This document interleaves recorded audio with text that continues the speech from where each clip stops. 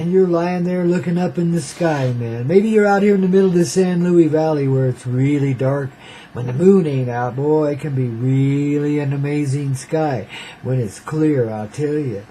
And you're lying there and you're amazed at the energy, the feeling of the universe around you, let alone the expansive nature of it. Even though you understand that in these days it's a very limited view from what it used to be. Because of all the crap in the air, even out in these high places, these distant places from the great light of the cities, wow, there still exists, cosmic interference, but at the same time, you see right past that. And as you're lying there wondering, where in the hell's my UFO? Everybody's seen UFOs but me, but at the same time, you're inside of yourself, oh God, don't let it be me. I'll be scared, man. I wet my pants, something like that. But you're bitching and moaning about it, counting the fallen stars. Well, I'll tell you what.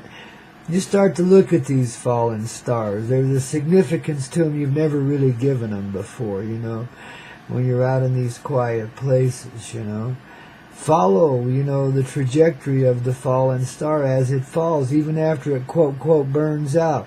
Follow that trajectory and see what you see. Just try to keep it at the same speed and momentum as if you're still watching it, even though it blinked out. You might be amazed at what you see. Then you might, put out a little love vibe into the atmosphere, be looking at that sky with different eyes, man, ones that can really appreciate what's there. And when you do, you all of a sudden get a little blink from a star. And you feel a little pulse of love, a little greeting. Hello, how are you? Coming through, man, of a different sort. It's a really different energy. It's it reminds you of something. And you can't quite put your finger on what it is. But then you start to realize we're all made of love. No matter what form or format we've taken or how we live or what we appear to be, we're all made of that same essential core love. All of us. That's what life is. No matter the depiction you see here, good, bad, or indifferent, whatever. We come from that same energy. Love.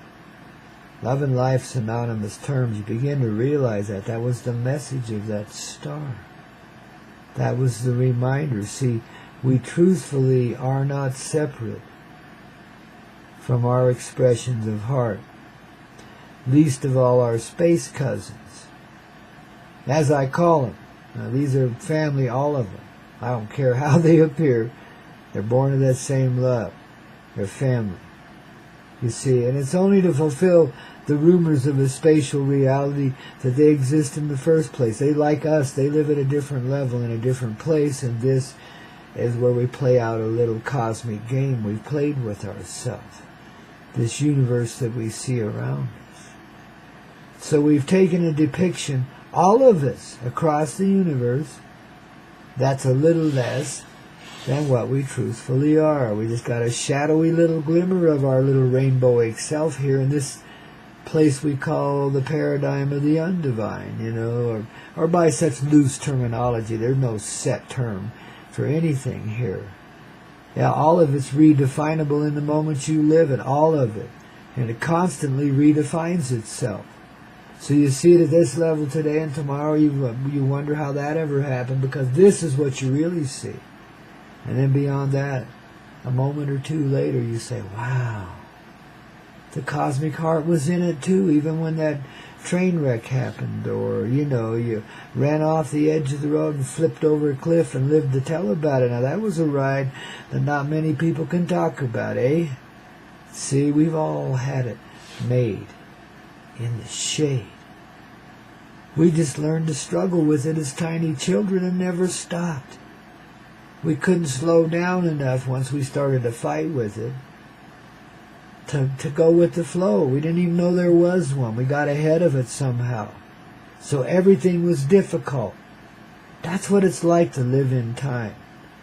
It's gnarly. You have to really grunt for every little movement you make, every little thing you get or take or whatever, It's a bit of a caveman reality. It's very punctuated by severity and, caste and guilds and systems and brotherhoods and shit like that divide people away from each other, let alone the nations and tribes by which we define ourselves and pretend to be so much different, when in the root core we're all feeling the same thing at the same time, all the time. And there ain't but a shit's worth of a difference between all of us. So go take a pleasant one now and realize your oneness, okay?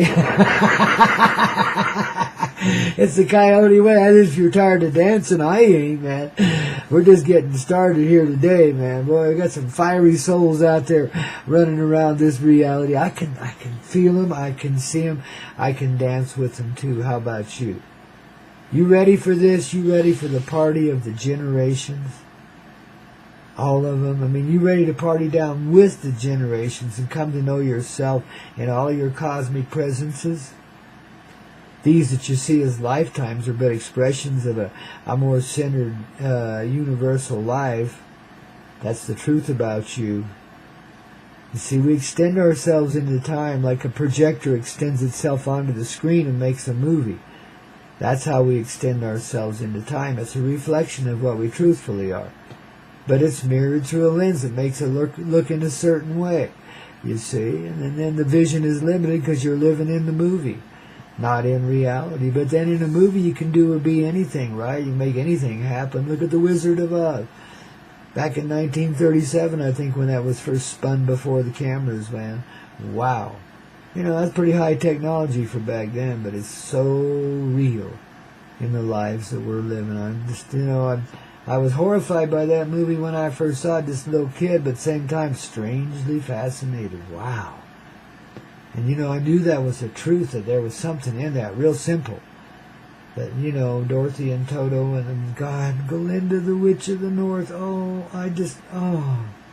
I'm sorry she's gone from the reality now, but she sure was a beautiful form and expression of it, I mean, that really reminded me cosmically, as a tiny child. I think I was 4 years old, and when I first saw that Good Witch of the North, parading across the movie theater screen. We didn't have TV in those days, believe it or not. I came around before TV did, out west here anyway.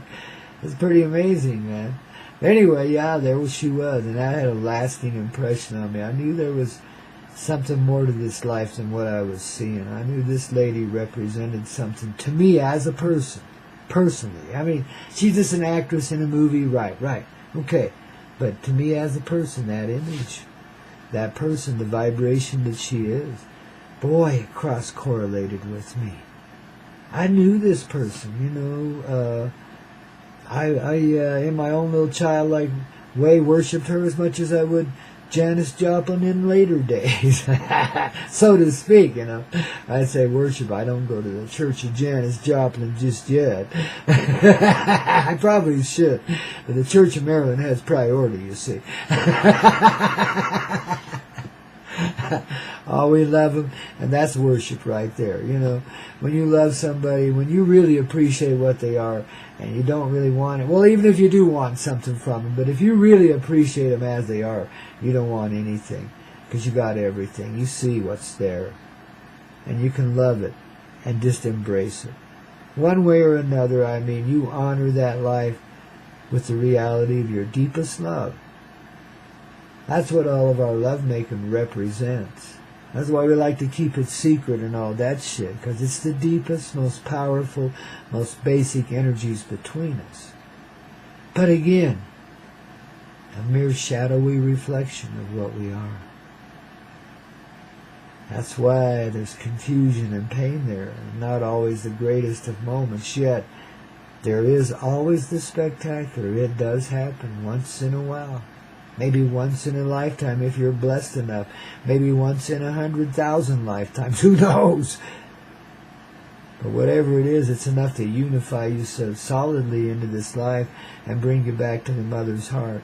Whether you're the male, female, or whatever. I mean, it doesn't matter the polarity you're playing or the genderic expression. The moment's what counts. And when you've got that moment, you've got it all. That's creation. That is the moment. That's what we've come here to experience in these fleshly little carcasses that we call God. Oh, I mean, well, did I say that? Well, it is, baby. Each and every person is divine. That makes you this all-powerful God. All-knowing, all-seeing. Just like Santa Claus, man. What do you think Santa Claus represents? The cosmic awareness of your truth.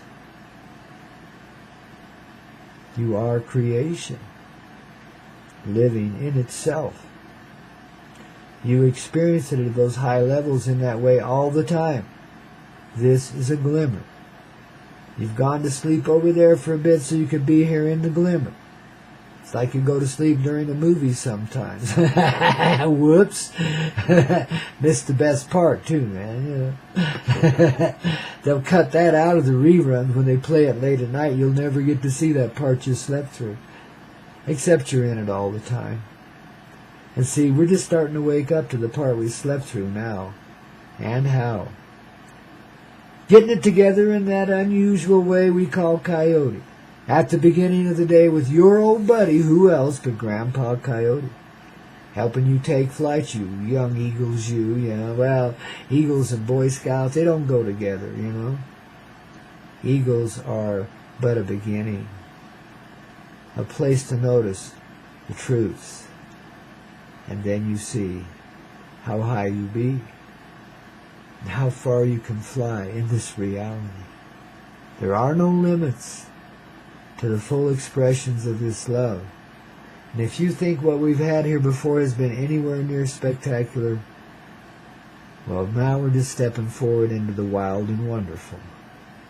I always see an image when I feel that. I always see the image of a horse, beautiful spotted Appaloosa of one sort or another out there running free across the desert lands, and not a soul to harass him, and everything there to bless him. The land around him encouraging the life that wants to run free forevermore. It's given its service. It's taken on its riders and grunted down and pulled the plow and did all the other bullshit the poor horse had to do. But finally it brought itself back to that point of freedom, released itself from the burden. Let go of the saddle and bridle. You don't need those. You want to take a ride? Come on, we'll go. You don't want to ride? Hey, I love walking with you too. See, it's no longer a burden anymore. It's a blessing, in fact, to have you upon the back of that horse of love. But it's free, and it makes the choice right along with you, see. It's a singular heart flowing in motion, wildly across the desert lands of the American West, let's say, for lack of better terminology. It could be the wild lands of Australia, too, though. Wow, they're every bit as mystical, too. See, I think all these geographic places, like time and the moments, I think they're all unified, too.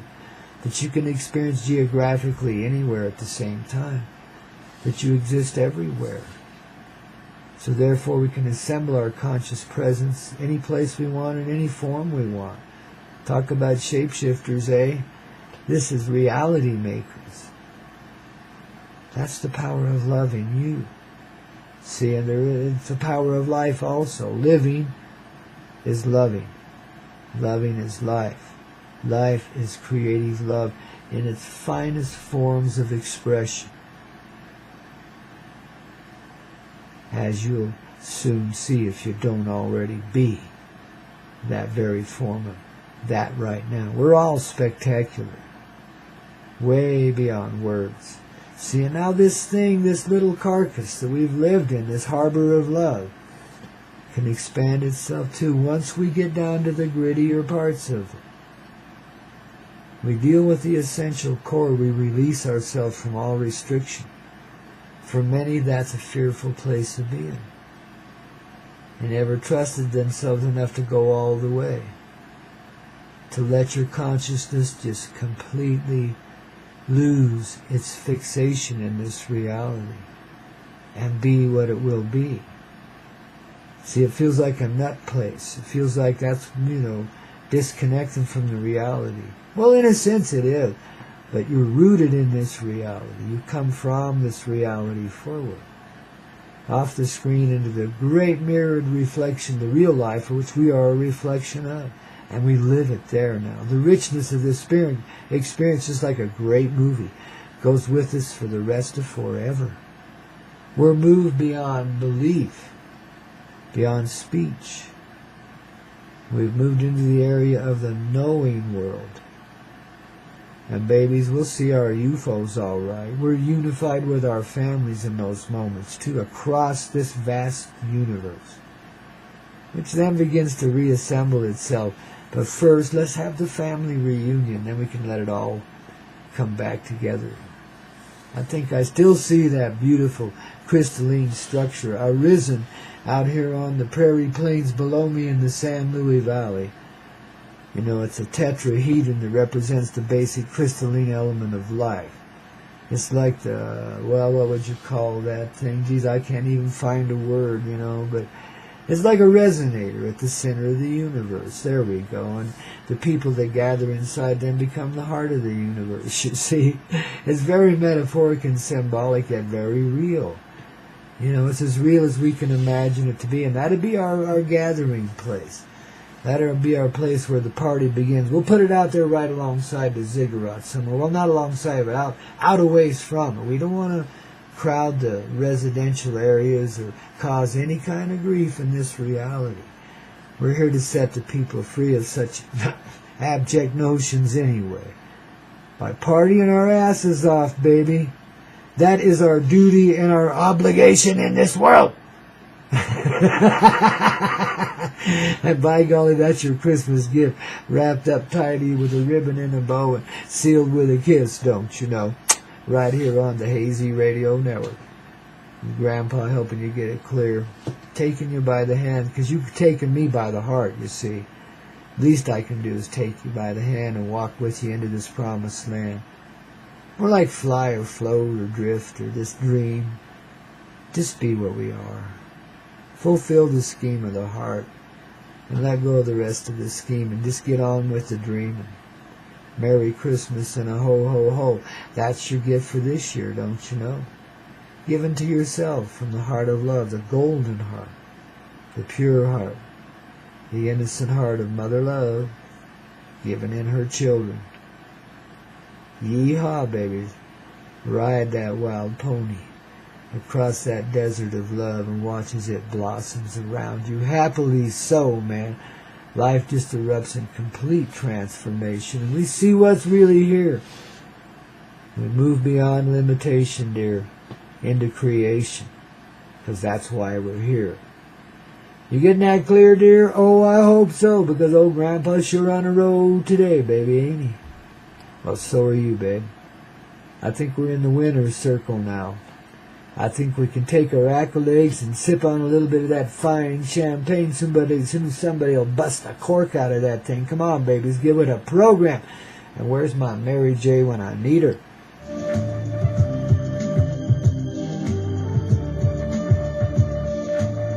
And as we were gathering around the fire for this sacred piece of tunage we just witnessed here on the Coyote Medicine Show, only on the Hazy Radio Network, I felt one of our ancient grandfathers calling us from way in the way back when, but not too long ago, a few 100 years or so. He was one of those chieftains on the East Coast, but it's just a position of honor because people loved his heart so greatly. He replicated himself in this lifetime as a human being and lived here for a while, long enough to come and visit with me and be my next door neighbor for a while, though he was certainly not in the grand format he was in the days of long ago when he was that ancient grandfather, don't you know. But every bit as comical. And as he came to me during this song, has to us, I should say, because we're all in this together today, this way. Yes, indeed, hey, so says Grandpa in that coyote way. And this is a coyote grandfather that we speak of. And he assures me the eve of destruction is over with. It's all okay. You see, we really did, as a nation, a tribe, a Turtle Island, divert this invasion into another reality. a holographic presence inside of a holographic presence inside of a holographic presence, more or less. So that these beings that could not contain themselves in their greedy natures, their ravenous, wolfy nature, would be sated, would destroy an earth that wasn't real. And the earth that was rocking would still be a-talking. And we'd all still be living there. So this ancient chief reassured me that my feelings of the East when I go there, same as my friend in the great Algonquin nation, when he visits the cities of the East, he sees the forest, he doesn't see the city. And a few humble residences of one sort or another, wiki-ups I think they're called. And the people dwelling peacefully on the shores of that land, same as they always have and always will. For this is paradise. We've hidden it here and we've hidden it well. But this ancient chief reminds us that's why all the nations and tribes were drawn here. To experience their own little slice of paradise, though they wouldn't see it as real. They would see it as something they needed to take and to rob each other of, etc. Such were the games we played in this video game we were diverted into. A game inside of a game inside of a game. The beauty of the hearts that so protected this planetary reality cannot be described. But it can be displayed, and it is right now inside of you. For as I speak of this ancient person, let's call him an ancient master, for in his wisdom he's been in many different incarnations, and this grandfatherly one, just one of them, but one of the wisest ones. For there gathered there several of the chieftains from amongst the tribes, and they're only called this, they're not really in charge of anything. Again, honorary position. The people reside in peace. This was long before there was the European invasion, long before there was war between the tribes and nations here, in a time of peace and plenty, which remains forever. See, we created it maybe 2,000-3,000 years ago, and made it our home, reiterated it. And then in this time, as it became apparent that all would be drawn back here for the purpose of rehabilitation, but it would be gruesome and painful. A huge transition that would nearly tear the Mother Earth's heart right from her soul, but the experience of which would ripen all of humanity to that point where it says, enough, let's go home now. This movie's been a little too scary, and I don't want to live that way no more. Something along those lines taking place here now, as we continue to reside in the magic carpet ride of life and experience the wonderful words of wisdom from that ancient grandfather. We feel them in our heart and they resonate into a reality. Fear not, my children, my grandchildren, for we have protected your paradise and kept it from your own greed, your own need, your own desperation. Kept you from destroying yourselves by preserving yourselves as you are now in this time of now, which lasts forever. And the rest of this an experiential diversion for you to play in until you reach the point of game's up. And the party now is on at our place. We return to that peaceful time of the great divine. Some think it exists in a different dimension, and indeed it does. Yet, it's as real as you'll allow it to be here. See, dear, we're awakening. We've been put to sleep for a long time. We're awakening now to our essential truth. We will see the power in the ancient grandfathers and grandmothers that gathered together to create the paradigm of the undivine, so that the divine could keep on living, and there would be no eve of destruction. You see, we had to play it out somehow, so we made a safety zone for it, more or less. Babies in the playpen, man. Babies in the playpen. And we had to be diverted and diverted greatly in order to get through this experience. So we took the diversions right along with us, man, and began to loot and rape and pillage the earth as we never have before in any dispensation.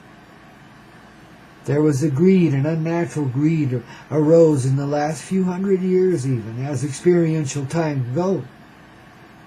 That was insatiable. That human beings would inhabit and would become empty shells, dark holes, just want to suck all reality into themselves and just be in the darkness with it, comfortable in the coldness, because there was a release from pain. When you're frozen, you don't feel anything. See, that was the opposite call that the human heart had to deal with when we created the massive duality and began to live in it. But as a little sugar and spice to make everything nice, we brought the ancient ones with us, those of incredible wisdom that have lived many lives in many dimensional ways, to make sure that we could harbor our heart through all of this impending doom that we felt, the great storm we were stepping into. That we would have our anchor at the center of our being, which would be the center, the calm at the center of the storm. And we would not lose that, no matter how corrupted we became otherwise. The temptations would be great here. The thieving and skullduggery beyond belief that you can't even conceive of a person that wants to rob an entire people, an entire planet, and keep it all to themselves. It's inconceivable, yet it's happened in this reality. As a human being, an empty black hole arose amongst us. And take, and wouldn't give back any of it. Take, wouldn't give back any of it. Take, and what it couldn't take, it set in its heart to destroy. It's always been jealous of that little jewel in the Middle East for some reason or another, and who knows why, and who cares. It's wising up now within itself. See, we gave it the seasoning it needed to recover within itself. Rudolph went to rehab, baby, and came back alive. And we're the rehab crew, baby. We did what we came here to do. That's been the effort of humanity, to rehab our reality back into its ever-present state of being, to put the pieces, the fractured pieces of the puzzle that we casually tossed to the wind a long time ago, back together again, so the universe could experience its cohesive way, and the great chiefs would have, a whole crew to play with, man, and get us through it, and help us get to it. That's the reality we live in. It's engineered incredibly by the very heart of love that creates it all.